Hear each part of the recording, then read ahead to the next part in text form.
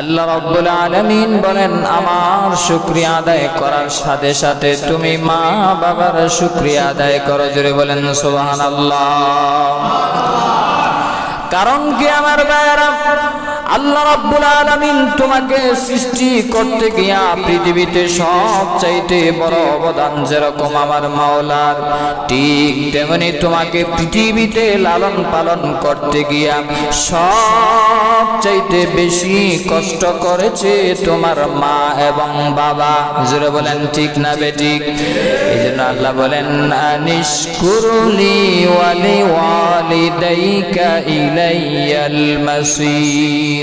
রে বান্দা বান্দিরা, আমার ইবাদতের পাশাপাশি, আমার কৃতজ্ঞতার পাশাপাশি তুমি তোমার মা বাবার সাথে সৎ ব্যবহার করো, মা বাবার সাথে শুকরিয়া আদায় করো, মা বাবার কৃতজ্ঞতা জ্ঞাপন করো। জোরে জোরে বলেন সুবহানাল্লাহ।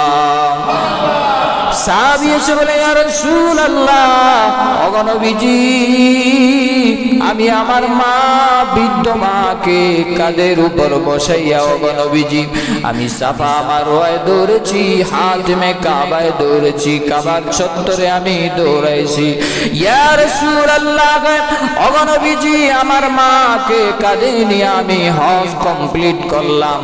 খানায় কাবার চতুর্পাশে আমার মাকে কাঁধে করে আমি চত্বর দিলাম, গোল চক্করে আমি তওয়াফ করলাম, মদিনায় গেলাম, মিনায় গেলাম, মুজদালিফায় গেলাম, হজ কমপ্লিট করলাম। ইয়া রাসূলুল্লাহ, ওগো নবীজি, আমার মায়ের হক আমি আদায় করতে পেরেছি কিনা?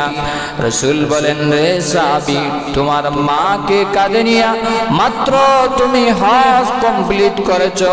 শুনে রাখো ও আমার সাহাবী, তোমার মার ঋণ তুমি কখনো শোধ করতে পারবে না। শুধু খানায়ে কাবা কেন, तमाम পৃথিবী যদি চক্কর দাও, কাঁধের উপর বসায়া তোমার শরীরের হাতের চামড়া, পায়ের চামড়া, পিঠের চামড়া, বুকের চামড়া দিয়া যদি তোমার মাকে জুতা বানায় দাও, আর ওই জুতা দিয়া যদি তোমার মা মৃত্যু পর্যন্ত চলে, তারপরেও তোমার মার সর্বপ্রথম যেই দুধ তোমার মুখে দিয়েছে, এক ফোঁটা দুধের ঋণ তুমি শোধ করতে পারবা না। সুবহানাল্লাহ। সর্বপ্রথম যে দুধ আমাদের মুখে দেওয়া হয় বাচ্চাদের মুখে, শাল দুধ, এই শাল দুধ সর্বপ্রথম মা যদি তোমার মুখে না দিয়া লবণ দিত, তাহলে আমি মারা যাইতাম। এই জন্য নবীজি বলেন, সাহাবী, তোমার আল্লাহর ইবাদতের শুকরিয়া আদায় করে কিয়ামত পর্যন্ত যেরকম শেষ করা যাবে না, মা বাবার শুকরিয়া আদায় করেও মৃত্যু পর্যন্ত শেষ করা যাবে না। এই জন্য আমার প্রাণের ভাইরা, আরেক সাহাবী এসে বলেন, ইয়া রাসূলুল্লাহ, খেদমত করব কার? নবীজি বলেন, উম্মুকা, তোমার মায়ের। আবার সাহাবী বলেন, তারপরে কার? নবীজি বলেন, উম্মুকা, তোমার মায়ের। সাহাবী আবারও বলেন, ইয়া রাসূলুল্লাহ, খেদমত করব কার? নবীজি বলেন, উম্মুকা, তোমার মায়ের। তারপরে তিনবার বলার পরে নবীজি বলেন, সাহাবী বলেন, কার খেদমত করব? নবীজি বলেন, আবুকা, তোমার বাবার। তিনবার মায়ের কথা বললেন কেন? কারণ বাবার চাইতে মা তিনটা কাজে কষ্ট বেশি করেছে। তিন প্রকার কষ্ট যেটা বাবা করে নাই, মা করেছে। এই জন্য আল্লাহর নবীজি মায়ের নাম তিনবার বললেন। আল্লাহ রাব্বুল আলামিন কোরআনে কারীমের ভিতরে জানায় দিলেন, তোমার মা তোমাকে গর্ভে ধারণ করেছে, বাবা কিন্তু গর্ভে ধারণ করে নাই। এই গর্ভে ধারণের কষ্ট বাবা করছে না মা করছে? আরো বলেন কে?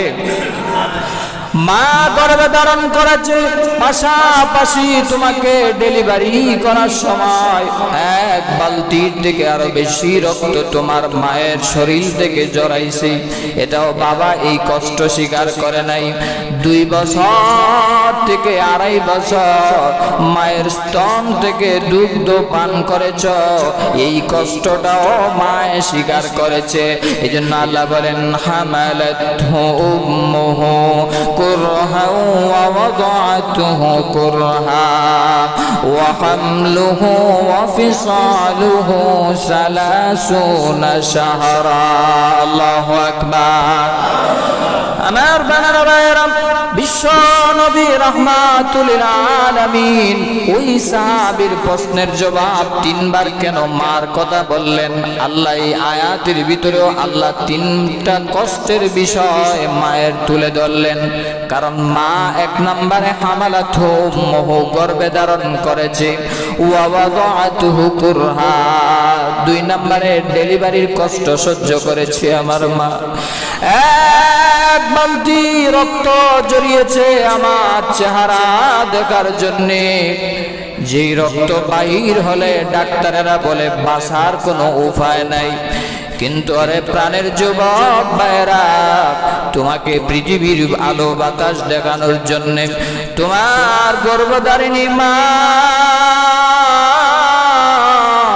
তোমার চাঁদ মুখটা দেখার জন্য নিজেকে এত কষ্ট এবং বেদনার পরেও এক বালতি রক্ত জড়ানোর পরেও তোমাকে দুনিয়াতে এনেছে সুন্দরভাবে যাতে তুমি দুনিয়াতে আল্লাহর ইবাদত করতে পারো এই যে দ্বিতীয় ধাপে মা কষ্ট করলো তৃতীয় ধাপে আল্লাহ বলেন হামালাতহু উম্মুহু কুরহা ওয়া ওয়াদাআতুহু কুরহা ওয়া হামলুহু وفصاله 30 شهرا দুনিয়াতে আসার পরে মা তোমাকে 2 থেকে 2.5 বছর তোমাকে দুগ্ধ পান করিয়েছি সালাসাতু আশহুর 30 মাস 2.5 বছর সমান হয় 2 থেকে 2.5 বছর তোমাকে দুগ্ধ পান করিয়েছি এই দুগ্ধ পান প্রায় 36 মণ হয় সর্বনিম্ন কয় মণ মায়ের স্তন থেকে একটা শিশু কমপক্ষে 36 মণ দুধ পান করে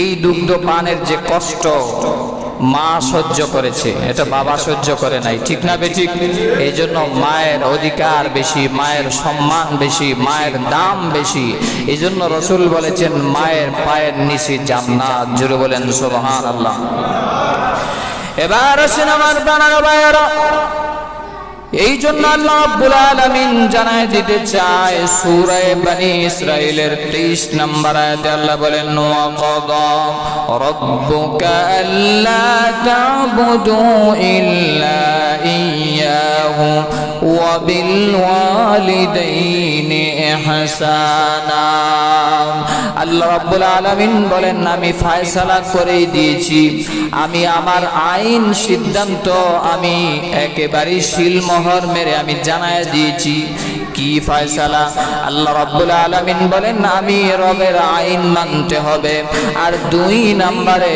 ওয়াবিল ওয়ালিদাইনি ইহসানা মা বাবার সাথে সৎ ব্যবহার করতে হবে আল্লাহর আইনের কথা যত জায়গায় কোরআনে আছে এরপরেই মা বাবার কথা আল্লাহ উল্লেখ করলেন এই জন্য আমার বানের ভাইয়েরা এটা সাধারণ কোনো ইন্ডিকেট নয় সাধারণ কোনো কথা নয় আল্লাহর ইবাদতের পরেই যার স্থান সেই হলো মা বাবা অথচ আজকাল নামাজ পড়ে রোজা রাখে হজ করে সবই ঠিক আছে কিন্তু মা বাবার খেদমত করতে চাই না আল্লাহ বলেন আমার ইবাদতের পরে 2 নাম্বার তোমার কাজ হলো মা বাবার সাথে সৎ ব্যবহার করা মা বাবার সাথে ভালো ব্যবহার করা আল্লাহর আইন মানা ফরজ আর মা বাবার সাথে ভালো ব্যবহার করা কি ফরজ এটা নফল না সুন্নত না এটা ফরজ আল্লাহর আইন যেরকম মানতে হবে ফরজে আইন ঠিক তেমনি মা বাবার খেদমত করতে হবে মা বাবার আইন মানা ফরজ না মা বাবার খেদমত করা ফরজ মা বাবা যদি আপনাকে শরীয়তের বিরুদ্ধে বলে তাহলে আপনাকে পালন করতে হবে না এইজন্য আয়াতের বাবার্থ হলো আল্লাহর আইন মানা ফরজ আর মা বাবার সাথে সৎ ব্যবহার করা কি ফরজ আল্লাহ রাব্বুল আলামিন বলেন ওয়াবিল ওয়ালিদাইনি ইহসানা মা বাবার সাথে সৎ ব্যবহার করার 5টা কথা এখানে উল্লেখ করা হয়েছে 1 নাম্বার একটা কথা দিয়ে আজকের আলোচনা আমরা সমাপ্ত করব 5টা বলতে গেলে 5 ঘন্টার দরকার আল্লাহ বলেন ওয়াবিল ওয়ালিদাইনি ইহসানা মা বাবার সাথে সৎ ব্যবহার করবা ভালো আচরণ করবা ইম্মা ইয়াবলুগান্না ইনদাকাল কিবারা আহাদুহুমা আও কিলাহুমা, মা বাবার সাথে কখনো রোরো মিরাজ দেখাইয়া কথা বলবা না, গলার জোরে কথা বলবা না, আওয়াজ দিয়ে কথা বলবা না, দমক দিয়ে কথা বলবা না। উফ শব্দ যেন মা না বলে। যদি দুনিয়া থেকে উফ শব্দ বলে, আহ শব্দ বলে, আরো সে সাথে সাথে ধাক্কা লেগে যায়। জোরে বলেন আল্লাহু আকবার। এই জন্য আমার বানার ভাইরা আল্লাহ বললেন ওয়াবিল ওয়ালিদাইনি ইহসানা, মা বাবার সাথে সৎ ব্যবহার করো।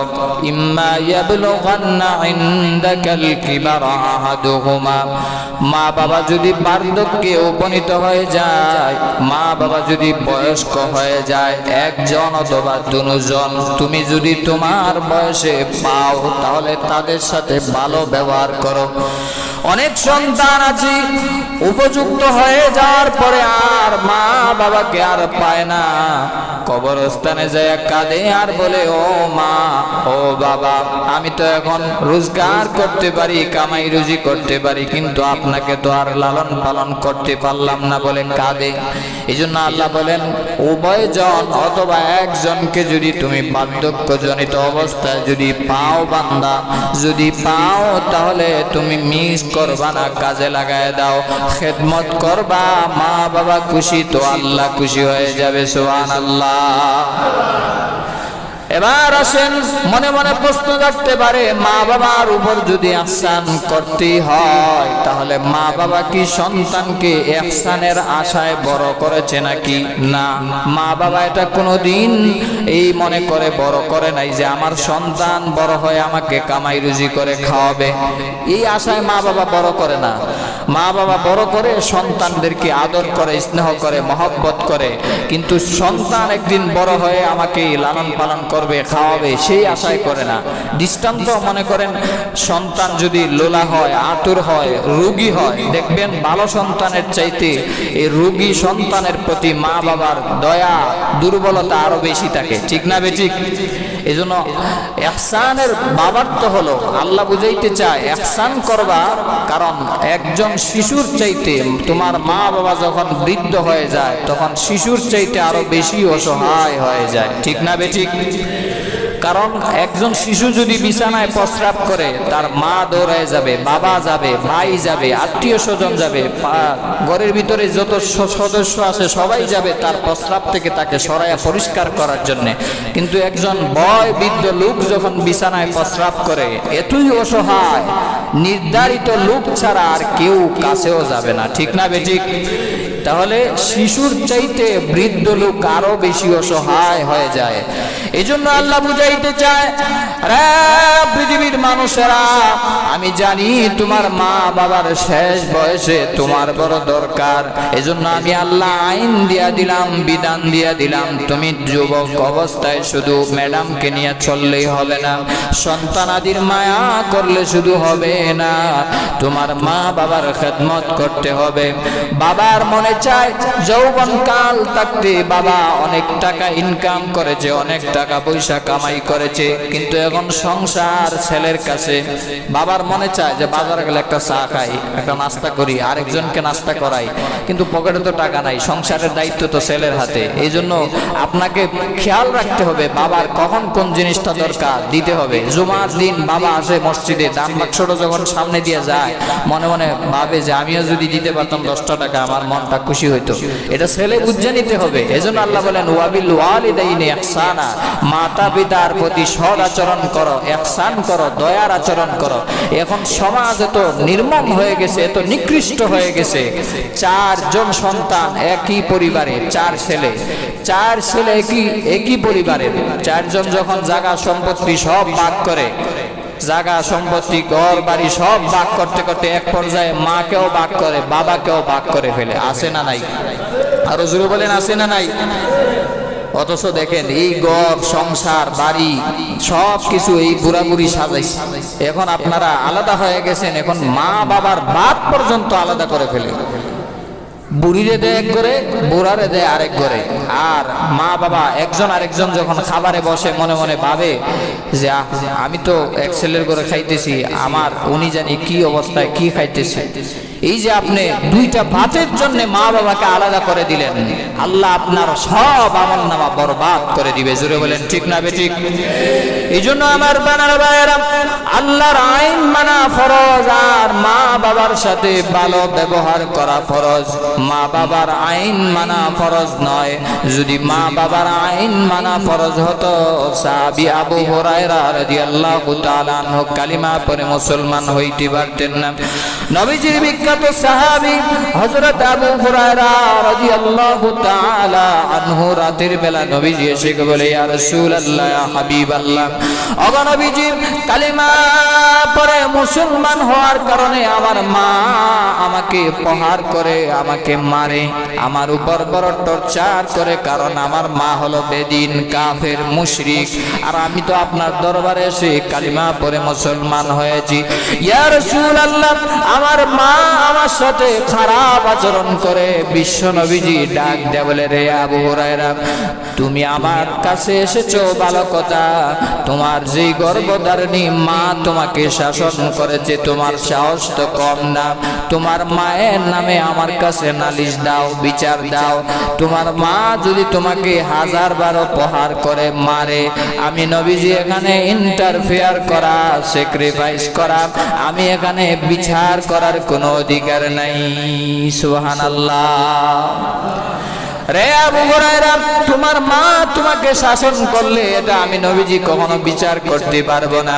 এমনি আবু হুরায়রা ডাক দিয়ে বলে, ওগো নবীজি, আমি বিচার দিতে আসি নাই, আমি এসেছি, আমি যেইভাবে আপনার দরবারে কালিমা পড়ে মুসলমান হয়েছি, আপনি আল্লাহর দরবারে দোয়া করেন আমার মাও যেন মুসলমান হয়ে যায়। জোরে জোরে বলেন সুবহানাল্লাহ। এমনি নবীজি ডাক দিয়ে বলেন, আল্লাহুম্মা উম্মি আবি হুরায়রা, আল্লাহুম্মা ইহদি উম্মি আবি হুরায়রা, ওগো আল্লাহ, আবু হুরায়রার মাকে আপনি হেদায়েত দিয়া দিন। নবীজি দোয়া করার সাথে সাথে আল্লাহ মঞ্জুর করলেন। এমনি আবু হুরায়রা দৌড় দিলেন বাড়ির দিকে। সাহাবী ডাক দিয়ে বলে, রে আবু হুরায়রা, দৌড়াও কেন? আবু হুরায়রা ডাক দিয়ে বলে, রে সাহাবী, আমি দেখতে চাই আমার বিশ্ব নবীর দোয়া আমার বাড়িতে আগে পৌঁছালো না। আমি আবু হুরায়রা দৌড়াই আগে মায়ের দরওয়াজায় গেলাম। এমনি আবু হুরায়রা ঘরের সামনে গিয়া মা বলে ডাক দিলে, মা মলিন সুরে, নরম ভাষায়, মিষ্টি ভাষায় ডাক দিলেন, রে আবু হুরায়রা, দাঁড়াও, আমি আসতেছি।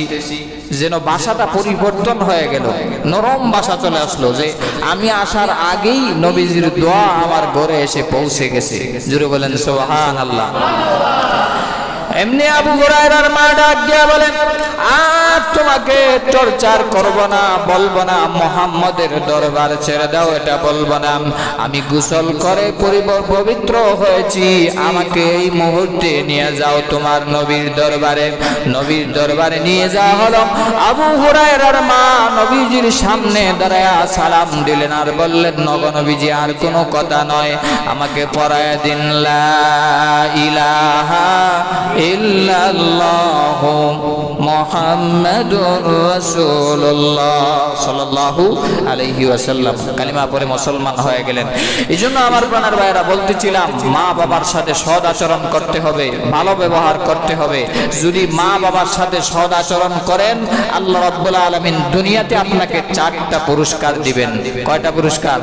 4টা পুরস্কার। আর যদি মা বাবার অবাধ্য হন, আপনি যত বড় লোকই থাকুক, যত শিক্ষিতই থাকুক না কেন, আল্লাহ আপনাকে নিজে দায়িত্ব নিয়ে 4টা গজব আপনার উপরে ফালাবে। নাউজুবিল্লাহ বলবেন না?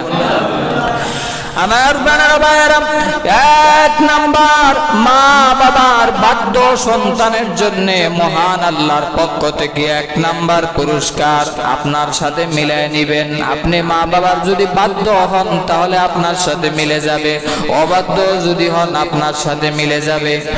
1 নাম্বার, মা বাবার বাধ্য সন্তানের উপর মহান আল্লাহ খুশি হয়। 1 নাম্বার পুরস্কারে পুরস্কৃত করবেন, আল্লাহ তার কামা রুজিতে বরকত দিয়ে দিবেন। সুবহানাল্লাহ।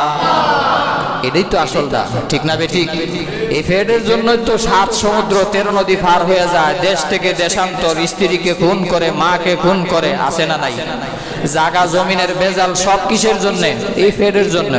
এক নাম্বার আল্লাহ রাব্বুল আলামিন বলেন, তুমি একটা জায়গা যদি ঠিক করতে পারো, তোমার মা বাবাকে যদি খুশি করতে পারো, আমি আল্লাহ তোমার কামাই রুজিতে বরকত দিয়া ভরপুর করে দিব। জোরে বলেন সুবহানাল্লাহ।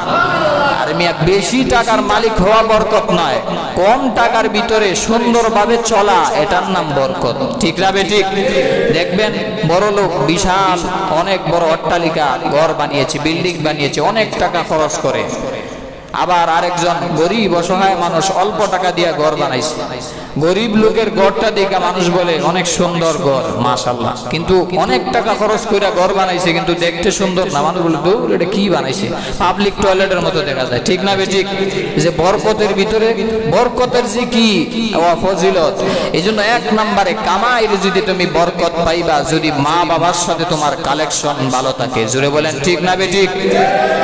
এবার আসেন আমার ভাইয়েরা, মা বাবার সাথে যদি ভালো ব্যবহার করতে পারো, মা বাবার বাধ্য সন্তান যদি হইতে পারো, দুই নম্বরে আল্লাহ রাব্বুল আলামিন তোমাকে তোমার জীবদ্দশায় বড় ধরনের কোন রোগ ব্যাধি দিবে না, বালা মুসিবত আসবে না, এমন কোন রোগে আপনাকে আক্রান্ত করবে না যেই রোগের কারণে আলসার হয়ে যায়, ক্যান্সার হয়ে যায়, বছরের পর বছর বিছনায় ফালায় রাইখা কষ্ট।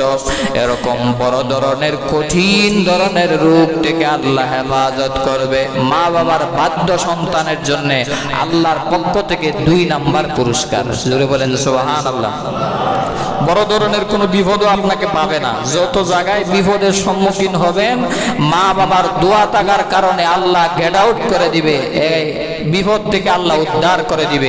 যত বড়ই মুসিবত আসুক না কেন, মা বাবার দোয়া যদি আপনার কাছে থাকে, যত দূরেই থাকেন আল্লাহ আপনাকে অটোমেটিক দূর করে দিবে। জোরে বলেন সুবহানাল্লাহ। 2 নাম্বার পুরস্কার। 3 নাম্বার হলো, আপনি যদি মা বাবার বাধ্য সন্তান হন, আপনার সন্তানগুলাকে আল্লাহ মানুষের মতো মানুষ বানায় দিবে। জোরে বলেন সুবহানাল্লাহ। এবার বলবেন হুজুর আমি তো দেখেছি মাকে ভাত দেয় না, বাবাকে খাবার দেয় না, তারপরও তার সন্তান অস্ট্রেলিয়ায় পড়ে, কানাডায় পড়ে, লন্ডনে পড়ে, আমেরিকায় পড়ে।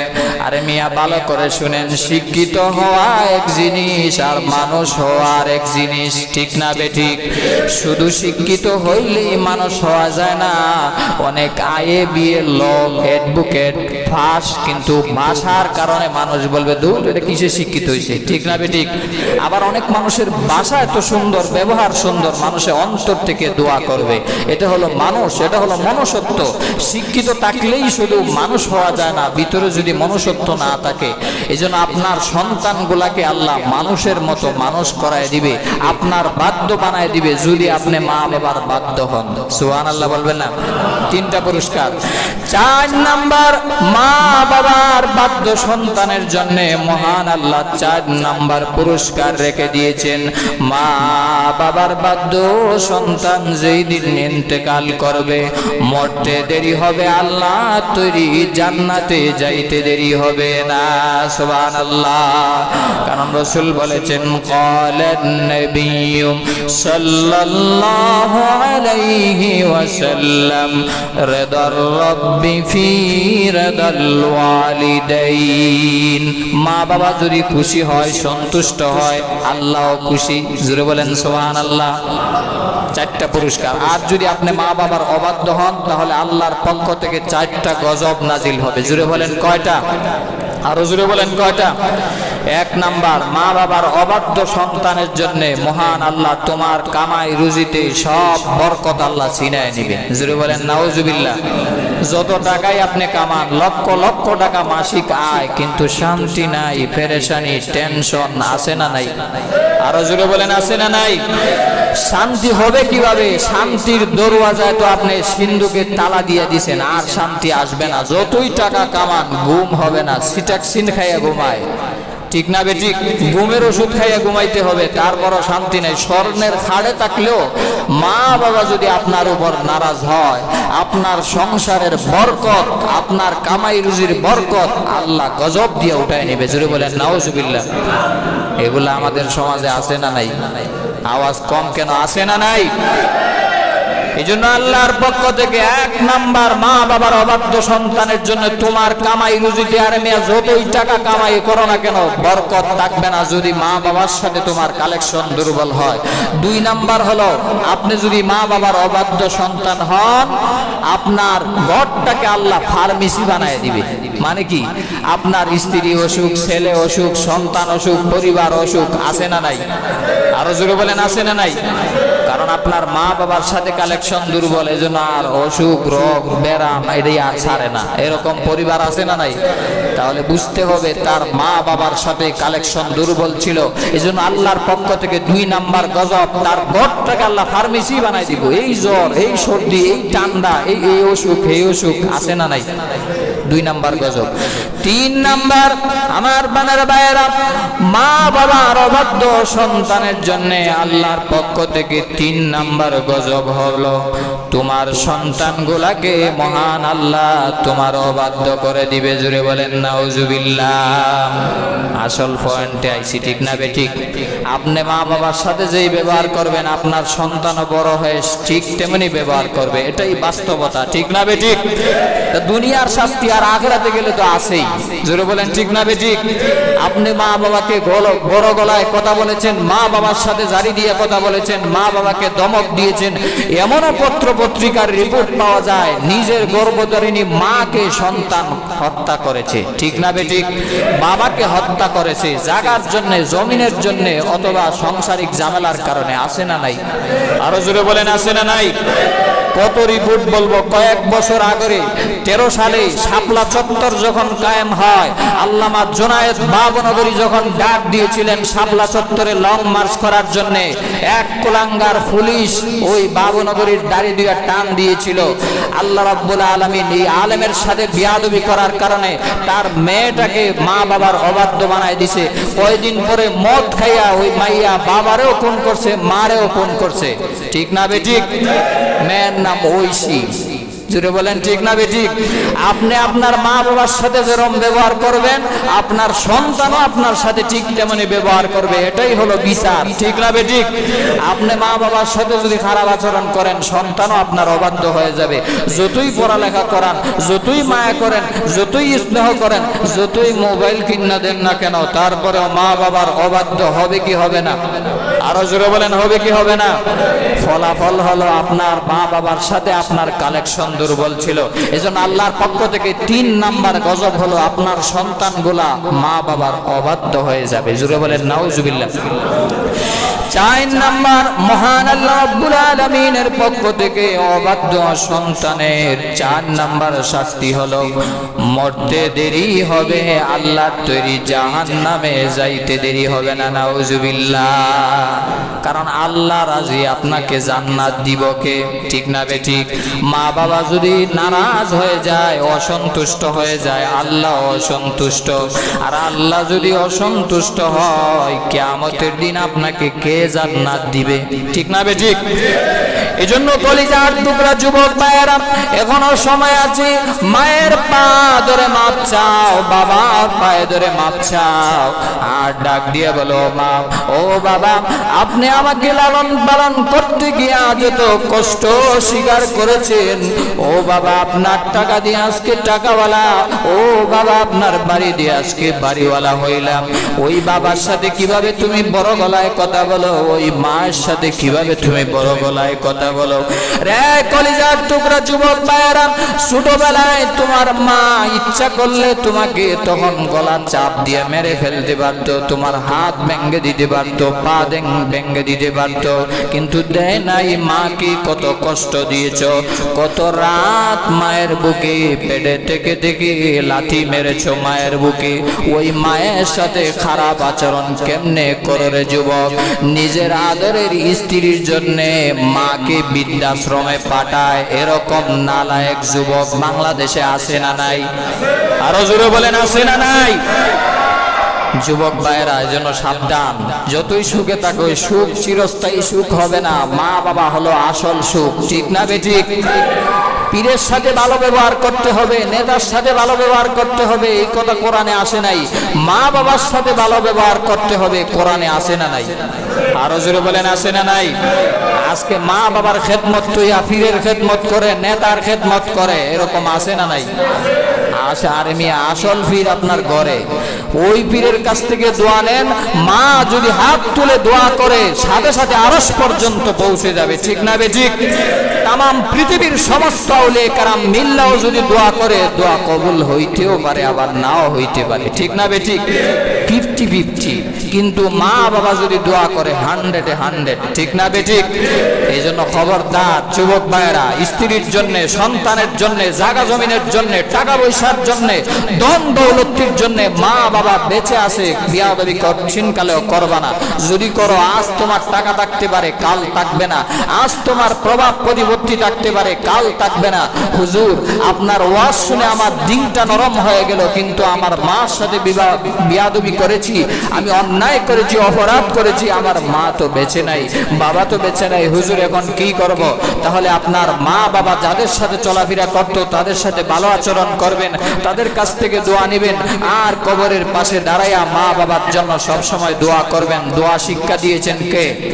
আরো জোরে বলেন, কে?